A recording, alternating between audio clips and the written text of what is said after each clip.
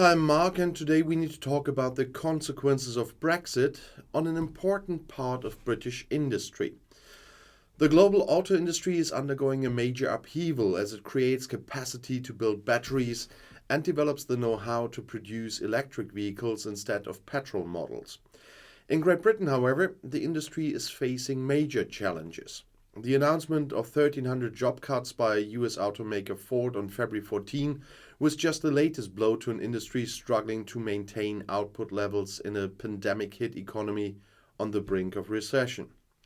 Although the UK has set a record for the production of cars, there have also been some high profile failures, suggesting the industry may be struggling harder than most other European countries.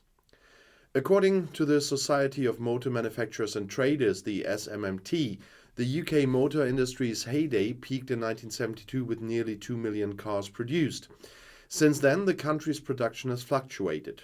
While there was a steady increase in the early 2010s, this trend was abruptly reversed in 2016, the same year the UK voted to leave the EU.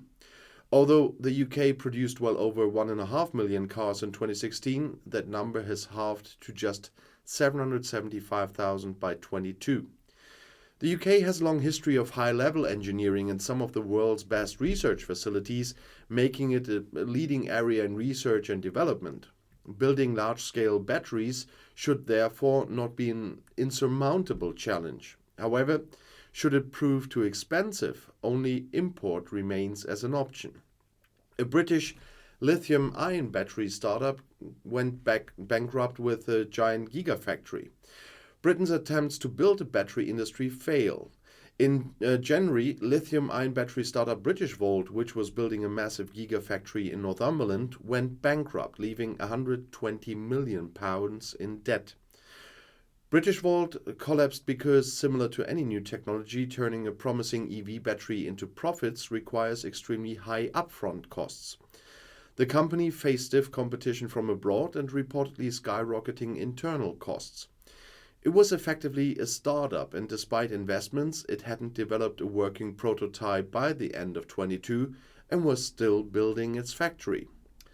Japanese automaker Nissan became the UK's largest automaker in 22, producing 16.5% of all UK vehicles, a change that came about in part because other major manufacturers pulled out entirely. Honda closed its Swindon operations in July 21, resulting in the loss of over 3,000 jobs. Vauxhall ceased production of Astra cars at its Wirral plant in April 22, although its owner Stellantis plans to invest £100 million. Backed by the UK government to envision a fully electric future for the plant, at least according to an announcement from 21. Nissan is still supporting a huge gigafactory project in Sunderland where batteries are made near its manufacturing facility. A sign that the company is thinking about manufacturing EV batteries, which are large, complex, and of course essential to running an electric vehicle. The UK has a long history of importing technical products, including car components. But while Brexit didn't stop imports or exports, it made some of them far more complicated and also expensive and uncertain. Years of negotiations for a so-called divorce deal between the UK and the EU have left grey areas that have yet to be worked out. The Economist pointed out that the crankshaft in a BMW Mini has to cross the English Channel 3 times at various stages in its manufacture before it can be fitted into a car in the UK. Manufacturing processes like this became much more onerous after Brexit. Before Brexit, that was no problem. You could ship stuff back and forth between other members of the EU and Britain as often as you wanted to. The paperwork was no problem. Costs, well, transport costs, but nothing else. And what do we have today? So this system will not continue to work. And this really puts a strain on the car makers in Britain. I mean, whenever I say British auto industry, I mean the auto industry in Britain. There honestly is no real British car manufacturer anymore. All the big ones everybody can name when you ask what British car makers do you know, are all owned by foreign countries. or foreign companies. As Bentley, Rolls-Royce, and everything we know from James Bond is all owned by companies in France, Germany, wherever. And that is a point there as well. And those companies can produce a lot for the EU market better in EU countries. It's more expensive to produce something in Britain and export it to the EU than building it in the EU in the first place, for example. And it's even more problematic to build something in the UK and export it to other places in the world, because there are still a lot of places and a lot of trade deals the EU has and Britain doesn't. Because when Britain left the EU, they almost left behind about 800 deals with other countries. And after Brexit, the new ones they arranged are in the 70s. And so there's more than 700 deals still missing. Except that a lot of those they have now are copy and paste deals, which is fortunate for Britain because the deals the EU has are quite good. And then there are deals they negotiated themselves, which are not 100% copy and paste. Well, many of them are still a lot copy and paste, but in the end worse than the deal the EU has with the respective country. Or deals they made with countries that the EU was still negotiating at the time when Britain was a member, but the EU has finished now as well. And if you, for example, put the New Zealand deal from the UK next to the New Zealand deal the EU has, make a guess which one is... Yeah, I don't want to say better. It's not about better. It's about which one is better for the respective partner, in this case the EU or Britain.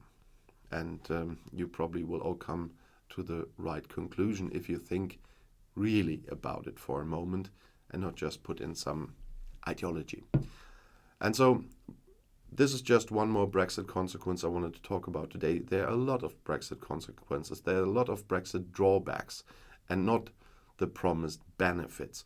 All the benefits they were talking about recently were all things that could have been done as a member of the EU as well as they did it now. So that has definitely nothing to do with Brexit.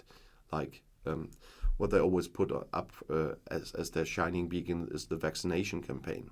They could have done exactly the same while they were an EU member. So that is not a Brexit benefit. And that is the same for many other areas as well. But it works telling people stuff like that because people often don't inform themselves. And that's why I'm trying all the time to find ways to inform people. If they want to hear what I have to say, is a different point. If they want to believe me, it's up to every viewer to decide if I'm talking based on facts as I claim to, or if I'm not. But I know what I'm doing, but if you believe me or not, that's completely up to you. But information is important. That's why I mentioned in another video, I'm trying to find another way again with a little bit of more fun. So I'm working hard on something to put on 2 channels. I put on hold, a German and an English one, because I a little bit rearranged my stuff. And so I have 2 channels I can use for something new. Because what I did there before is included in other channels now, and that's what I will do. And I will bring you something there that's a little bit more fun, but you still can learn a lot of things there. It will not only be about politics. That's the other point. It will be, the main topic will be what you can do there, but I won't spoil that yet until the first video is finished on both channels. It's a lot of work, so there definitely will be 1 video a month or something, because it requires tons of work to just make 1 video for those channels. But when I'm finished, I will introduce it to you also here on this channel, and I will tell you where to go, obviously, if you want to do it, and what to do.